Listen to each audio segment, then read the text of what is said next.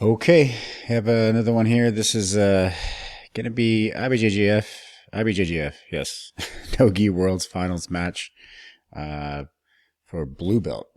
I actually really enjoy doing breakdowns of white belts and blue belts in particular, just because I don't know, pretty wild things happen sometimes and very unexpected, and you can learn a lot from watching matches instead of just always watching the highest level.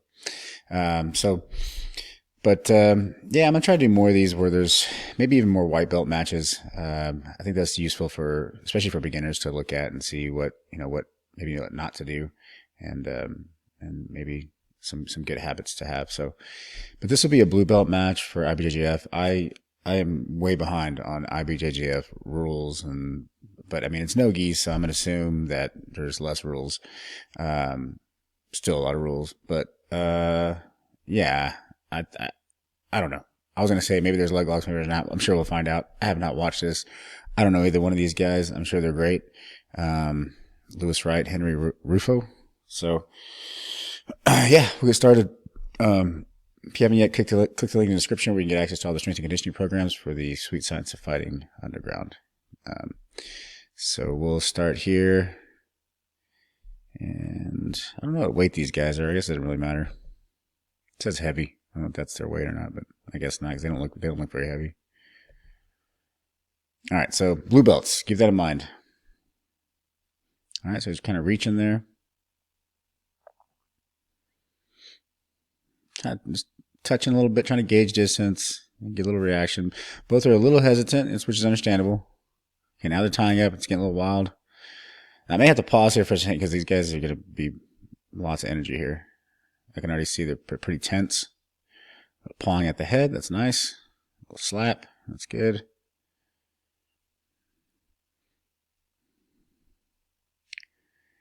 Yeah. Yeah, this is so far looking about blue belt. Little, testing on the head there. A lot of hesitancy, which I understand. Not much movement. There we go. Got into a single. Pushed out. All right, reset.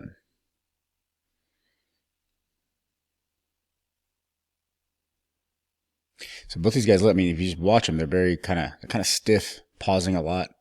I mean, nothing wrong with that. I mean, there is something wrong with that to a certain degree, depending on what level you're at. But again, I'm not going to say, I rarely say things are wrong. It's just different stages of where you're at. So kind of like if I tell you, don't reach out for things because, somebody in an armbar, you stay T-Rex arms. Well, yeah, for maybe the first few months. After that, you have to start reaching. So it's not that it's wrong. It's just that it's a good idea to do. So anyway, when you're watching things like this, I'm not really saying they're wrong. Maybe right for the time or the stage that they're at. But just take note of that. Just kind of a lot of pausing. There's there's little movement, and then all of a sudden there's explosive movement, right? There's nothing wrong with that, and it can work, but we really like to see some more hand fighting, more circling, more feints. All these things would get more reaction. Wow. And he's just shot into a flying triangle. And I don't know what the guy here is doing. The guy on top here, who is this? Is it Lewis? Lewis, the guy on top, is immediately should have went forward and to not let him back up because he's already on the ground. So you should go forward and start to pass. But he delayed here, just kind of let him stand back up. Okay, so now he's backing up, which is never technically a good idea. As a general rule, let's see how far he backs up. Kind of going side to side a little bit. Okay. One thing to take note of here is, the guy pulled guard here. He probably felt like he was, maybe the guy's a better wrestler. But the guy playing guard here, has a lot of options because there's no, pressure from the person on top. As a general rule, I always tell everybody, especially in the gym, as I say, when you're passing guards these days, if you don't press forward, if you stay neutral or if you start to back away or circle, the person can easily just wrestle up and grab a leg and start to wrestle up. And when you do wrestle ups from from the ground position, if I grab a leg and I wrestle up, I've already done all the hard work. I've already established connection with your body, with your leg, or with your wherever I'm grabbing. It's usually a leg. I've already established connection, and from there I have a very high percentage chance that I'll actually get you down. So I've done the hard work of entry. So certainly in the case, I say if you're going to when a person goes to the ground or pulls guard, you need to go forward. I'm not saying dive into their guard, obviously, but you must attempt to go forward to begin to put pressure. Not the person to just stand back up. Okay, shot into a half. Okay, so now we kind of went down here. That's good. And notice the guard player kind of shot and initiated that. And there's nothing wrong with that either. It's just a few seconds before. I mean, we're talking about sometimes fractions of a second. Especially at the higher level, you'll see like just somebody just makes a mistake by the timing. Okay, so let's look at just a half guard with a knee shield here. Oh, he's going into a leg lock here. He's trying to reap the leg. So we'll see what they can allow to do. Okay, he's got an ankle lock grip. So he's in an Ashigurami position, has an ankle lock grip. He's reaping the leg. It appears he's reaping the leg. No, he's not reaping the leg, so it must not be allowed. It looks like he's going to switch to double outside Ashi. So he's going to switch to double outside Ashi. And I can tell this guy here, both guys this guy's seems to understand some basic leg locks. The guy that was escaping the leg lock didn't look like too much leg lock defense, but he got out. So, but now it's going to be a sweep to get on top. So see, there we go. So we got the leg and switched it to the body lock. Beautiful. That was actually great. And they got to the back, and then he was like, "Oh man, they're gonna jump. He's gonna jump on his back." This is the one thing. This is the one thing always kind of makes me nervous. Some white belts and even blue belts, and they'll jump on things when people are standing. This is where you see like a lot of knee injuries and arm injuries and things like this, where just people just jump on people and they both fall to the ground at the same time. Pretty catastrophic things can happen. That's okay. That's part of the game. It's just at that level. A lot of jumping. Boom. So you kind of hopped a little bit to the body lock. I mean, these guys are moving frantic. There's one thing about moving with intent, and there's another thing about just moving with being kind of frantic. There's the old saying, position before submission. Everybody knows that. Everybody knows position, control, submission. So control is a very key factor here. You have to maintain control and doing things really fast and thinking you're going to get, and you may actually just have some success with that at that level. But eventually, you start to, it's not always about just how fast you are, right? As you start to get better, you just have better setups. Your timing's better. Your patterns are better. So you break your pattern, you set a pattern, then you break the pattern, kind of throw the guy off. So just some things to think about. And now they're both staring at each other. He's doing the old butt scoot, which is the most powerful move in jiu-jitsu. So the butt scoot is happening. He's just staring at the guy here. And again, he should be going forward to really try to press this pass here. So it appears that this guy here realizes that this guy is probably a better wrestler, and the wrestler here realizes that this guy has a better guard.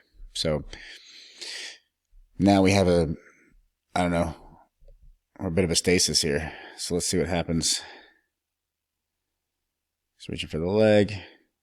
I'm assuming the guy on top's looking just to get like a pin a leg and just jump across real quick. Doesn't look like he's going to do any pressure passing. Posing his hand on the head. This is interesting here. See, the guy on the bottom here should be wrestling. He can wrestle it pretty easy here. Just grab the leg. But he's shooting in for a half. Guy walks away. And this is like where ADCC rules will probably penalize you here for doing this kind of stuff. I believe they would. I mean, there's a lot of, I know there's a lot of tournaments now that you have to keep pressing forward. You can't just not engage or walk away. Of course, there are times when you do need to disengage, with leg locks and things like this. You have to twinkle toe out or something, but pushing on the head. I get the strategy here. I see this sometimes with beginners. They'll push on the head. So he keeps pushing on his head here. This really doesn't, there is some distraction, I suppose. You're putting your hand in the guy's face to see what the reaction is. So he could be just doing this to trying to just see what reaction he gets. see if he can push him around a little bit here.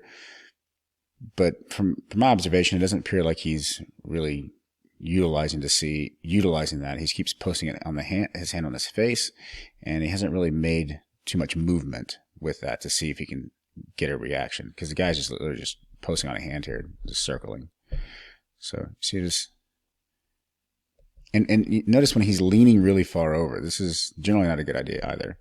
He's just leaning real far over, and then he's tripping here, looking for a leg entanglement. He's just twinkle-toeing and running away here. Which again, it's not a terrible. I mean, with a leg guy in those leg locks, don't engage leg locks. If you don't want to engage, here's a strategy here.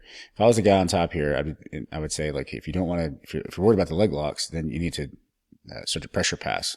When you start to pressure pass, if you watch a lot of really good wrestlers and pressure passers, it's actually really difficult to actually pull off a leg lock with somebody just has like constant body lock and leg lacing your legs and putting tons of pressure in it. It's pretty difficult. And it's not, it's not impossible. We have guards, and that we utilize guards to actually attack the legs. But somebody just good at pressure passing, it's, your leg lock is usually not your go-to move there. When somebody's standing up like this, upright position, his leg lock's all over the place. It's just a matter of this guy on bottom, have Henry getting, I think it's Henry. I don't know. Wait. I don't know, man. So sorry. The guy on bottom here, Henry, the guy playing guard. He has a lot of opportunity here. As soon as he makes connection, he can just go into a leg lock, right? So it's because this guy's standing. So, all right. So, can't post. Okay. So now he kind of drives in. Okay. So this is good. You got a hand on the hip. That's perfect. Hand on the hip. Got a hand on the leg here. Back to the face. Looking for a distraction, trying to get the leg, get the guy on his back. It's a strategy. He needs to get this guy on his back, but it's not gonna. If he can't do it just with one idea, which is just posting on the head and pushing him, right? He did a little bit there. We kind of mixed it up a little bit to try to like get the leg, put it up, and pin the hip a little bit and run around the corner there. So there's a lot of pushing here, right into the guard. See. He kind of just fell into the guard. This is another bad strategy I see sometimes with beginners, is they'll, he had plenty of opportunity to do all kinds of pins and decide which entry that he actually wanted. And then he kind of just fell into the guard here, into this guy's guard. Again, not a terrible thing that's happening here, because if you look at the position, he is in half guard. And I always tell guys, I'm like, generally when I'm trying to pass the guard, I'm trying to stick myself in half guard from top position, because I like to pass from that position, because I'm halfway past the guard, I suppose, even though guys are really, really good at half guard. But he's it seemed that he just kind of like accepted the fact and flopped into the guard. This guy on bottom wants half guard with this, with this game that he's playing here. There's a body lock here, which looks good. So.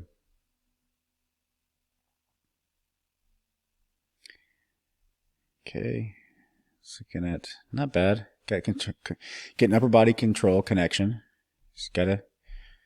Should go around the waist there. I'd like to see that around the waist. He's going around that leg lace, switching back here. He's got to get a good frame here. He's got to get rid of that frame.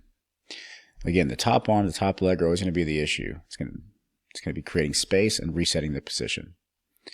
So he can just kind of keep his weight in here. So like, see, this is the position, what I was talking about earlier, is that, he wouldn't get into leg locks here if he kind of just started using this type of strategy to pass. Again, not that it's impossible, because he could get caught in a leg lock here, but both these guys, I think both are being very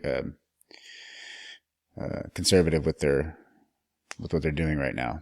And this may be like a finals match or something, I don't know, which, would make sense. Just being cautious. Guess we got a 2-on-1 here. This is good. This makes it difficult to establish any connection. Put the guy on top. There we go. Put that pressure in, put that head, try to get that head connection. Now there's some pressure going in.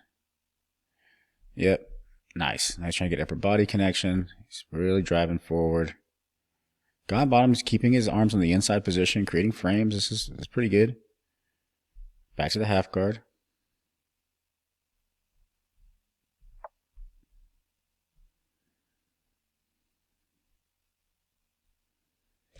So one thing you always see with beginners too is a bit of tunnel vision. You can tell just because the strategy doesn't change much.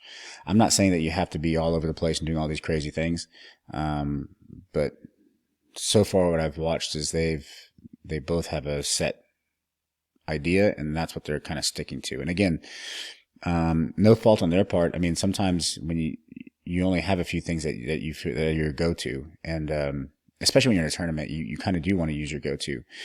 But I think it's just if you can kind of mix it up, even with your movement, just the idea of moving left to right, forward and back, right? Just a little bit. It doesn't mean you have to blow all your energy and go as fast as you can. Just, we usually call it the cross method. Just kind of go left, right, back, forward. Try to get more movement, and that'll get more reactions. And then the things that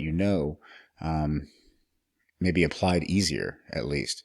And maybe actually have success in applying them. But if you just, I keep watching these two guys getting the same exchange. If it's the same exchange happening again and again and again and again, then they're both pretty tunnel visioned. And I suspect that both these guys know quite a bit of, different jiu-jitsu. I mean, I'm sure they're great, but just something to consider, if you do have your kind of go-to moves and things like that, just adding more directional movement will help with those things. And very subtle things. It doesn't have to be something, big movements. It can be small movements. Okay, there we go. Draw the legs, pressuring in.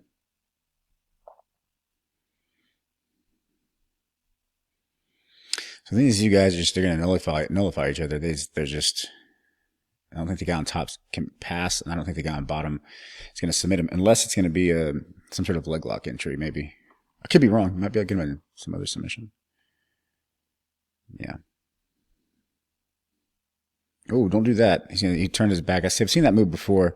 I've seen it work. It's actually worked on me once or twice. But the guy was just fast, and he turned his back and spun around in a circle towards me. This is what I'm talking about right here. I'm just not a big fan of that particular movement. I see a lot of wrestlers do it. So here, watch him when he turns his back away to spin around like that. Do you see that? I will say I've caught more guys doing, I don't think it's happened all the time to me. It doesn't happen very often, but when it does happen, it's worked a couple times, but the rest of the time that it's happened, I've gotten the back position. And when it works, they almost got past. It wasn't really a full pass, but it did create a scramble to a degree. So this is interesting. You just gotta be careful to giving your back like that. So we got about 50 seconds left. So he's trying to put a little more movement, a little more pressure in. What I'd like to see is him doing there was do more windshield wipers with his legs, to be more specific with his technique. More of maybe turking with the leg, windshield wipers with his legs here to kind of really pin those legs down. If the guy puts me in half guard, I'm going to usually turk the legs, or I'm going to do some windshield wipering to pin the legs. Sometimes I always tell people, it's not about necessarily just trying to get around the guy's legs. That's passing the guard. But sometimes it's about just pinning the legs. If my strategy can just be completely changed to like not passing the guard, but my strategy is to actually pin the guy's legs down, then the passing the guard will happen. It becomes much easier, and you have more options. So sometimes just changing your focus to that, especially in a beginner, for white and blue, I would say, that could produce something different. I'm not saying that it's better by any means, but I'm just saying that it could be a different way to think about it as far as passing is concerned. It looks like now he's going to get caught, possibly triangle. Yep. So there's triangle position. Let's just look at that real quick. And he kind of went into this, kind of dived into the guard. And this is what happens. So he has this position here, but notice there's no really pinching of the knees here. He's not pinching his knees. He's not turking the leg. He's not windshield wrapping around the leg.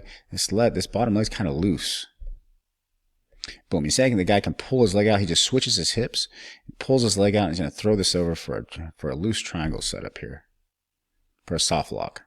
But now he's grabbing his shin, pretty classic, pulling it across, and he missed it. So, and not that he missed it, it's actually the guy on top did a good job. He actually turned the corner really quick and drove his shoulder down.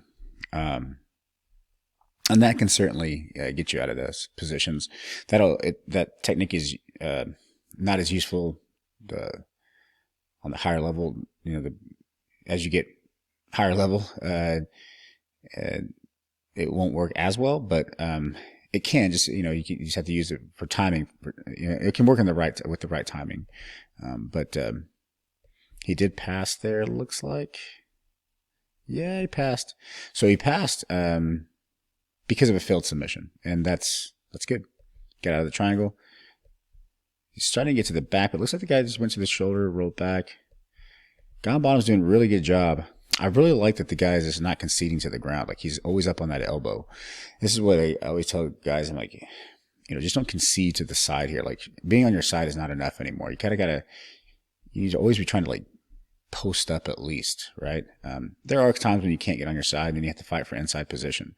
But the guy on bottom is doing a really good job here with his frames, resetting his guard, but certainly with his frames, inside position, and not just being flat here on his side. Certainly not flat on your back either. So, and the guy on top here looks like he may pass. So let's see how this change happens here.